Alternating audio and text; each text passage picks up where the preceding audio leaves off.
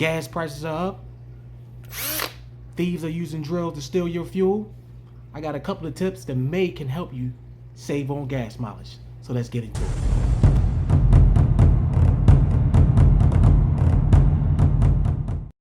Okay, welcome back.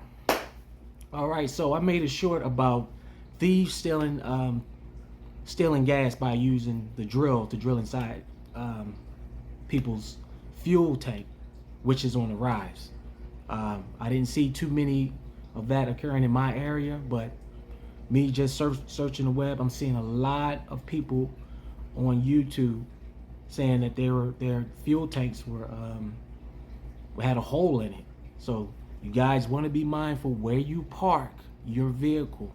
You don't want to leave it in a dark parking spot. You want to try to have that sucker where it's well lit, some cameras, and so on and so on. Also, I'm going to be talking about how you guys can save a little bit on the gas mileage by doing a couple of things to your vehicle, or just checking things on your vehicle. All right, so the first thing is inside of your door jamb.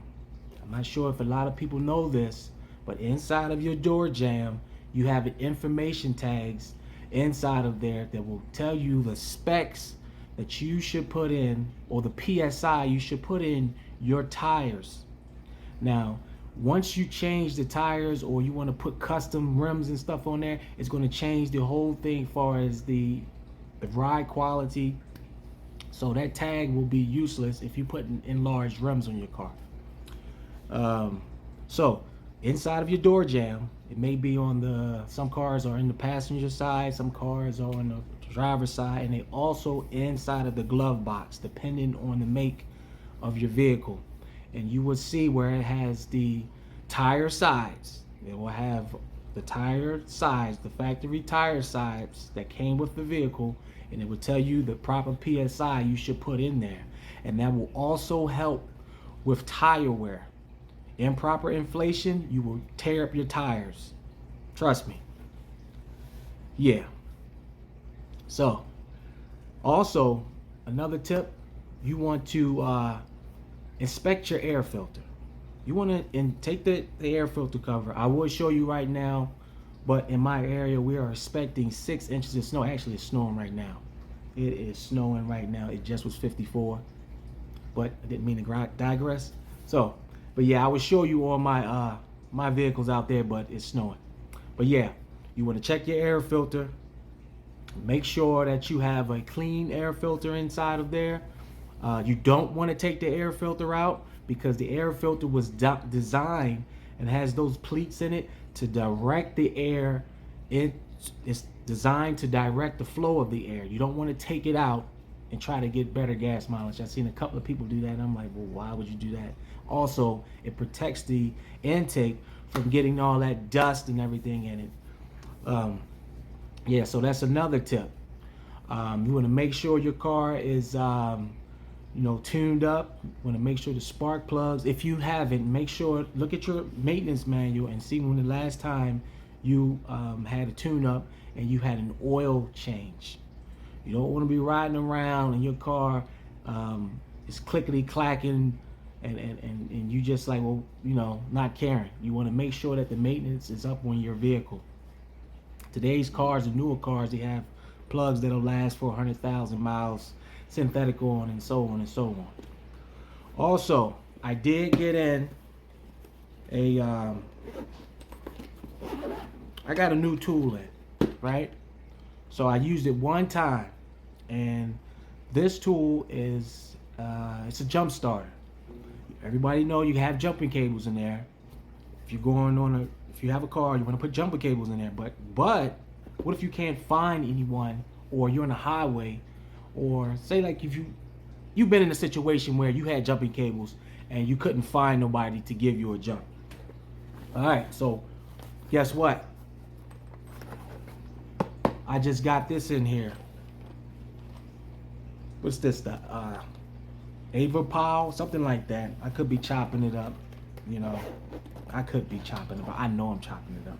But look, so this is a 3,000 amp peak currency jump pack. See how small that is? Compact. It's not, technology is changing, So this is a 3,000 amp peak current. So what you do, you have a USB to charge it up. You got your flashlight here.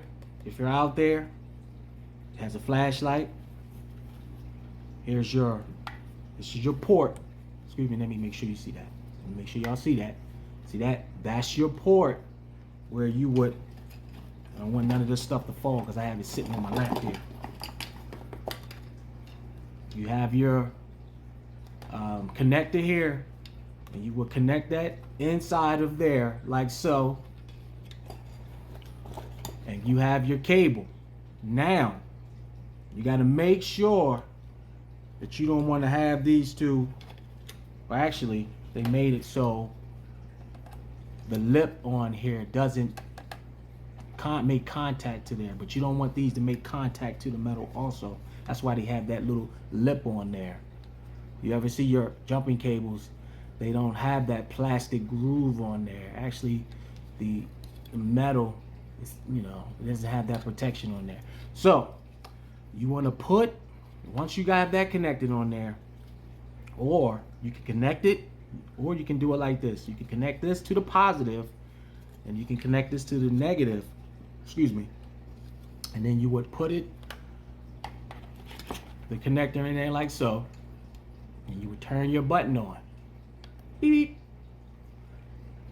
Let it sit on there, and this should give you enough current to jump start that motor. I got a 3,000 amp because I have a truck. My wife has a BMW, and she has a large battery. So this should be enough to actually jump her car. Actually, I already used it in a neighbor's car. He came over and I showed him this, and he was like, well, what is that? Right? So I gave him this, and he jump start his, he had a small vehicle. And yeah, so this is something I picked up. Good to have in your vehicle. It has a flashlight. It also have the USB port here. That's a USB 1 port, and also you have 2 USB ports here. Let me let you see that. Come on, camera, follow me. But yeah, and then you have your charging port right there. You see, that's your charging port there. Then it has another connector where you can also charge it up inside of your vehicle. I didn't use this right here, but you would have to have like a, it's like an adapter you put in there. I'm not really too keen with this. I don't want no back current going in, so I'd rather just charge it outside of the vehicle. But yeah, I picked this up off of eBay. They do have a lot of these out there, different models, but this is something that I picked up. I felt as though that, this can come in handy. So I'll leave a link if you would like to purchase one of these. It's not that expensive. It'll save the hassle. I know a lot of people have AAA and different types of roadside assistance. But yeah, man, I'm the type, I can't wait on AAA, because one time you out there, depending on your location,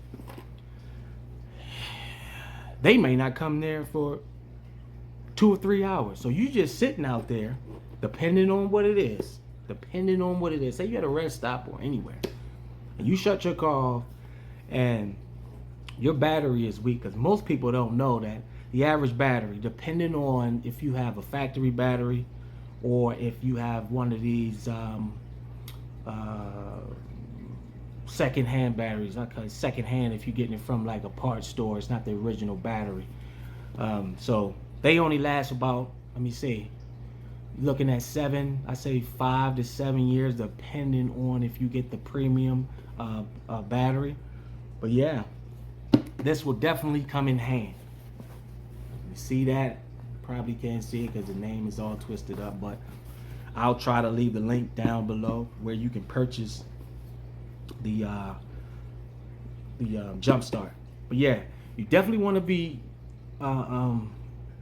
aware of where you park your car, man, because people are stealing gas by drilling inside of the fuel tank. And also, you have those capless gas tanks. Now, they do have a, I don't know, don't go out and look for a capless fuel tank, because that was designed as a push spring. It has a push spring down in there, and it was designed for the nozzle. It's a certain design in there where you just can't stick a hose down in there. You just can't stick nothing down in there and then siphon your fuel out. It won't. It's designed like that. Try to look it up on your manual or contact your dealer and ask for more information. Because I was saying, well, if somebody sticks something down in a capless fuel tank, won't they siphon it out like that? So I did a little more research, and it's designed that it's kind of like a theft-proof for siphon. I mean, anything is possible, because they still can drill and drain your fuel like that. But yeah, so that's really all I have for now. Far as that, want to make sure that you keep the proper inflation for your tires. Check your air filter. Check your maintenance log. Make sure you have your car's tuned up. Make sure you have your oil changed. You want to check all of that stuff. If the weather wasn't bad, I would take it out. I would take my camera out and show you a couple of things on how to what to check and how to check your air filter and stuff like that. Because believe it or not, people get cars and they do not know how to check their air pressure in their tires. When you look on your tires, that's the maximum PSI for that tire. That is not what the factory recommends for your vehicle. I'm going to do another video about the I have cameras for people who are, they want like an off-grid camera. It's the Reolink. I've been using this camera, and I'm going to talk a little more about that in my next video. So that's all I have for now. Hit that like button. Guess what? Watch your car. Make sure nobody's trying to steal your gas. Be mindful where you park. Hit that like button and subscribe.